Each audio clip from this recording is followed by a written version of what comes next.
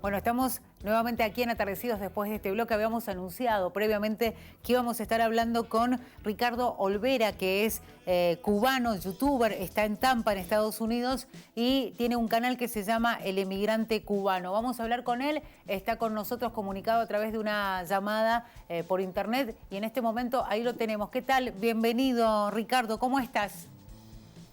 Hola, buenas tardes. Muchísimas gracias por esta oportunidad de estar aquí para hablar un poco de lo que está pasando en mi país. Sí, queríamos preguntarte a vos cómo es el panorama, cómo lo viven ustedes desde Estados Unidos, esa situación que se está viviendo en Cuba con protestas, con marchas, con reclamos también. ¿Ustedes han tenido algún tipo de comunicación con la gente de la isla? ¿Qué nos puedes contar, Ricardo? Bueno, desde el primer momento, el mismo domingo que ocurrieron todas las protestas en la ciudad de La Habana, sí hemos estado conectados con nuestra familia, yo hablando con mi mamá, con muchas amistades que tengo en Cuba. Aquí en Tampa, bueno, en todo Estados Unidos, en Miami y en otras ciudades, hay un levantamiento. Tenemos una frase así que dice como que si Cuba está en la calle, Tampa también. Y con ese eslogan, pues hemos estado saliendo a la calle. Te pongo mi carro para que vean. Con Sí. ese cartel andamos por toda la ciudad de Tampa. Todos los cubanos con banderas, en fin, hablando un poco de lo que está pasando en Cuba, toda la gente que quiera escuchar. Y sí, estamos en comunicación con Cuba y lamentablemente hay que decir que hay muertos, ya han habido muertos, hay 187 personas desaparecidas y esto es una cifra preliminar, es decir, no hay datos porque Cuba no permite datos. Entonces estamos como un poco tristes, estamos muy tristes y realmente muy dolidos porque ahora que cortaron la comunicación con Cuba, por internet, Sí. y solo están usando VPN. Entonces, lo último que supe de La Habana es que están moviendo las tropas. Yo no sé si es para asustar a la gente o qué sé yo. Ya hay imágenes en todas partes, en todas las redes, de los cañones viejos, aviones sobrevolando la ciudad, aviones de guerra. Y estamos muy asustados con eso, porque nuestra gente está como rehén en Cuba, ¿ves? Eso es bien triste. Ricardo, ¿qué es lo que te dicen? Digo, porque hemos tenido la oportunidad de hablar con analistas, con historiadores, que nos han dado, por ejemplo, el otro día hablaba con un historiador que decía que en realidad si se seguía lo que estaba pasando en Cuba era una situación que se veía venir, que de alguna manera se venía anunciando con ciertas situaciones. Y también hablaba, este historiador con el que hablaba yo el otro día personalmente, me decía, bueno, también tiene que ver con cómo de alguna manera están empujando esa situación las nuevas generaciones, ¿no? Él me decía que el reclamo venía sin duda por ahí, que ellos tenían mucho que ver también con esto que había empezado a surgir en estos últimos días allí en Cuba. ¿Qué te dice a vos la gente que está en la isla y que de pronto te cuenta cómo ha venido esta movida? Mira, vamos a empezar por el principio, cortamente, ¿no? Sí. La ideología comunista está muerta. Es una ideología muerta, es una ideología que mata, que hace daño, y no me explico cómo hay países que todavía hoy están votando por eso. Pero en Cuba, tenemos que el ejemplo de Cuba, está el ejemplo de Nicaragua, está el ejemplo de Venezuela. No me explico cómo hay todavía gente que cree en estas cosas. Y la nueva generación de Cuba, los jóvenes que vinieron detrás de mi generación, ya no creen en la revolución, ya no creen en el comunismo, ya no creen en Fidel, ni en nada de eso. Y son esos muchachos que ustedes vieron en las calles y que se están inmolando por sus ideales, por sus nuevos ideales. Y lo que está pasando en Cuba se veía venir, lógicamente, porque la gente está cansada. Claro que ahora, en el contexto de la COVID, en el contexto de la presión internacional que hay, que es muy grande, no sé si sabes que aquí en Estados Unidos hay un movimiento muy grande de youtubers que estamos hablándole a la gente, al mundo entero, sobre lo que está pasando en Cuba. Y yo diría que hay una especie de despertar, un despertar político nuevo. Y entonces eso está llegando a Cuba, porque estos dos elementos, las redes sociales y la COVID, ha hecho que los cubanos se despierten. Y yo creo que este es un momento muy bueno para empujar, para hacer presión y que se acabe de ir el comunismo en mi país. No sé si ustedes vieron las imágenes del del supuesto presidente de Cuba, que no es ningún presidente porque nadie lo eligió, llamándole al pueblo a las calles, a los revolucionarios, a los comunistas a las calles, provocando una guerra civil. ¿Ustedes lo vieron, sí? Sí, sí, lo vimos. Sí, sí. Realmente nos pareció Bueno, eso es terrible, ¿no? Llegar a esa situación porque significa, ojalá no suceda, pero digo, es un llamamiento a que los cubanos se enfrenten a los cubanos, a sus hermanos. Digo, es difícil pensar en una situación como esa. Pues ya ocurrió, ya ellos tienen las manos manchadas de sangre y ellos van a pagar por lo que están haciendo con los cubanos, con mi gente en Cuba, con mi familia y en definitiva con toda mi gente cubana que está allá. Ellos van a pagar por eso y se escondan donde se escondan, los vamos a encontrar y ellos van a pagar con la justicia. Van a tener garantías porque nosotros somos amantes de la justicia. Van a tener garantías, se van a poder defender, pero todo el peso de la ley va a caer sobre ellos porque están en sus manos manchadas de sangre. Y nunca pensamos los cubanos que esto llegaría a pasar de esta manera. Tuvimos un poquito de fe, pensamos que se iba a resolver el problema, sí. que en lugar de llamar a la guerra, iba a llamar a la paz, a la concordia, pero veo que no. Ya vemos que no, pero esa es la ideología comunista. Sin duda, Kun. ¿Cómo? A ver, te voy a preguntar a vos, que es lo que nos preguntábamos nosotros acá. ¿Cómo sería Cuba si no existiera el bloqueo, si tuviera otro gobierno? ¿Cómo sería la isla? ¿Cómo te la imaginas? ¿A qué usted le llama bloqueo? ¿Cómo? ¿A qué usted le llama bloqueo? No, porque es otro de los temas en los que se esgrimen, obviamente, cuando hablan de que las consecuencias en Cuba tienen que ver con los bloqueos, e incluso muchos dicen, también les sirve hablar de eso al propio gobierno cubano para de alguna manera mantener la situación que existe hoy por hoy en su isla, ¿no? Por eso decíamos, ¿cómo sería si la historia fuera distinta? Bueno, si la historia fuera distinta, fuéramos un país muy próspero. Pero no se trata de bloqueo, y esto es muy importante que lo hablemos, y me gusta mucho que usted haya tocado ese tema. Me gustó mucho que tocara ese tema, porque no existe tal bloqueo. Lo que existe es un embargo que Estados Unidos le impuso al gobierno de Cuba. No sé si tú sabes que el gobierno de Cuba le compra toda la comida y toda la medicina al gobierno de los Estados Unidos. En Cuba todo lo que se come, todo lo que se importa, el primer importador de comida, es decir, de alimentos y de medicina a Estados Unidos es Cuba. Esa información está en las redes, todo el mundo puede acceder a ellas.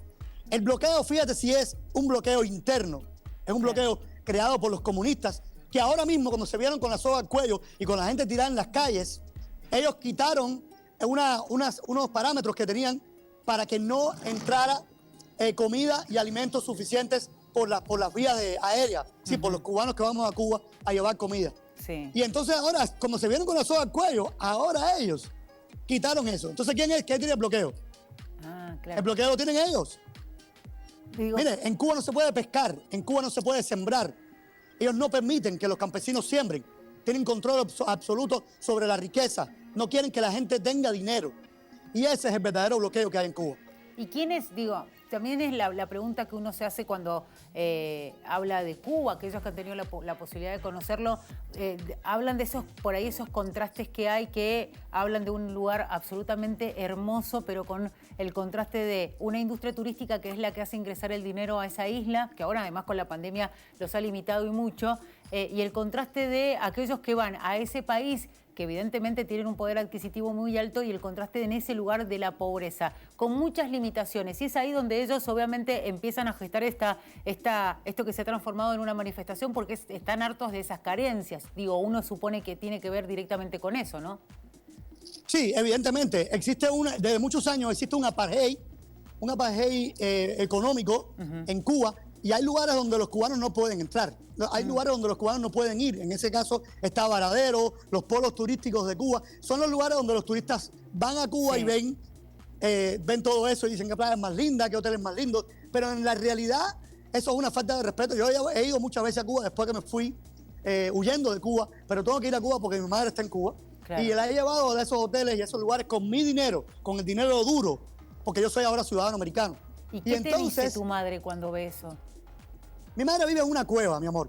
Mi madre vive en una cueva sin comida, sin huevo, sin pan. Mi mamá vive en una casa que está construida entre dos edificios. y yo la tengo que mantener desde aquí porque ella no puede salir a la calle ahora y con la pandemia menos. Y no es la única. Ella por lo menos me tiene a mí, que yo puedo pagar a precios altísimos la comida que le puedo enviar. Pero los demás cubanos, los que no tienen familia aquí, ¿quién puede ayudarlos a ellos? Claro. Y esos fueron los que salieron a la calle. Bueno, y con respecto a la apartheid, que te decía, sí claro, cuando los turistas van a Cuba, van a ver la mejor parte de Cuba, no los llevan a los lugares realmente tristes de Cuba, pero los que van a Cuba, especialmente de Europa, y esto hay que decirlo, y es una realidad, van buscando sexo. Sí. Y el sexo es muy barato, porque claro, si la gente no tiene ni papel para, ¿sabes? Papel toalete, baño, ¿qué puedes esperar? Tú sabes, ¿qué puedes esperar? Por un papel toalé tienes un sexo divino, ¿entiendes? Sí, vos sabés que el otro día me contaban de eso, del turismo sexual que hay en la isla y a uno le cuesta creer que pasen esas cosas, digo, ¿no? Que sea la propia necesidad. En un paraíso que socialista. Lleve, claro. Qué terrible. En el paraíso socialista. En el paraíso socialista que todo el mundo soñó que iba a ser lo más grande. Que era ¿cómo decían ellos? Los humildes por los humildes y para los humildes. Una gran falta de respeto, donde realmente los únicos que han salido de la pobreza han sido la familia de los Castro. La familia de los gobernantes, de los capitanes, de los coroneles. Y eso ya se sabe, el mundo entero lo sabe. Y hay un silencio terrible sobre todo eso. Hay un silencio que es realmente cómplice.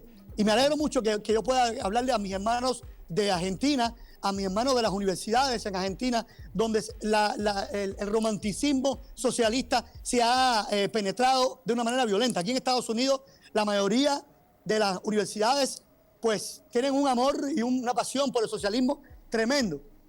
Entonces, esto no puede continuar así.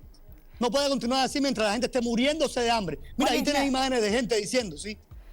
Ricardo, digo, vos que estás ahí, que tenés tu familia también en Cuba, ¿cuál es la solución que ven ustedes, digo, en este camino? Porque son los que están viviendo de manera directa, los que están afectados de manera directa con lo que está pasando ahí en Cuba. ¿Cómo ven el futuro? Digo, ¿ven una solución, una salida? Yo la única salida que veo es que el pueblo cubano se levante completamente y acabe con esa dictadura. La única salida que veo es que los cubanos acaben de barrer con el comunismo de este país, salgan de una vez y por todas de estos asesinos que ya sabemos, ya no son otra cosa que eso, unos asesinos. Mucha gente está pidiendo una intervención militar humanitaria con nombre y apellido, intervención humanitaria o militar humanitaria, whatever, no importa cuál sea. Yo un poco me aferro a esa idea porque lamentablemente ellos tienen de rehén a los cubanos. Salieron a las calles, no sé si han visto las imágenes, pero hay mucha sangre, hay mucha gente. Y los cubanos no tienen armas. No es como cualquier país del mundo que pueden comprar armas la gente en la calle. No es como aquí en Estados Unidos que yo voy y me compro una pistola y me defiendo porque la segunda enmienda me lo permite. No. En Cuba no hay armas. La gente lo único que tiene son palos y piedras. Y todo comenzó pacíficamente y ellos arremetieron contra ellos y los matan. Y los están matando. Debemos decir también que obviamente que ojalá no pase a mayores, tampoco pensar que las armas son las soluciones, digo, desde nuestro lugar que vemos lo que está sucediendo, pensamos que es la manera, ni la represión por parte del gobierno, ni las armas del otro lado, porque esto, cuando la violencia ya se desata, a uno le hace pensar que realmente eso se puede tornar en algo interminable, ¿no? Ricardo... Es terrible, discúlpame, ya la violencia ya se escaló, ¿eh? Ya la violencia escaló. Sí. Por eso ahora, lo que pasa es que estoy de acuerdo contigo. La presión internacional puede ayudar muchísimo. Pero las televisoras de todo el mundo están diciendo que la gente está en la calle por culpa del COVID y que lo que quieren es vacuna. Ya han puesto imágenes por ahí. Y es falso, totalmente. Hay mucha gente gritando libertad, bajo el comunismo y está todo clarito está. Ricardo, te quería preguntar porque vos me decías que hace 5 años que estás ahí en Estados Unidos y también pasaste por Venezuela. Contanos un poquito de qué hiciste en Venezuela y por qué después decidiste estar ahí en Estados Unidos. Te cuento rapidito. El sueño de los cubanos es salir de Cuba, sea a lo que sea. En aquel momento, en el año 2010, tuve la oportunidad yo soy actor y director teatral, tuve la oportunidad de ir a Venezuela porque me la jugué muy duro para que me dejaran salir. A trabajar en unas misiones que se llamaban Cultura Corazón Adentro. Y cuando llegué a Venezuela con la idea de hacer teatro, de enseñar a los niños a hacer teatro y todas esas cosas, descubrí que había ido allí a exportar la revolución cubana. a exportar el comunismo. Lo único para lo que me pedían la gente de Chávez, me pedían era para salir a marchar a favor de ellos, de los chavistas, y hacer reuniones políticas y celebrar el cumpleaños de Fidel y qué sé yo. Y al cabo de unos meses pedí la baja de la misión. Ellos le llaman misión, pero porque realmente es eso, una misión política. Y es la misma misión que hicieron los médicos con la misión Barrio Adentro y unas cuantas misiones políticas que lo que iban realmente a hacer a Venezuela era exportar la revolución y el comunismo, y lo lograron. Y Venezuela ahora mismo está en las mismas manos de los comunistas. Y fui allí, estuve unos meses y pedí la baja y me fui. Me fui cuando vi que eso era un abuso y estaban utilizándome. Y luego, con el tiempo, pude escaparme de Cuba. No les puedo contar los detalles, pero me escapé de Cuba a través de México y crucé la frontera y llegué a este gran país que me ha dado la oportunidad de reconstruir mi vida, de rehacer mi vida y de poder ayudar a mi gente en Cuba. Este país es muy grande. Hablen lo que hablen de Estados Unidos.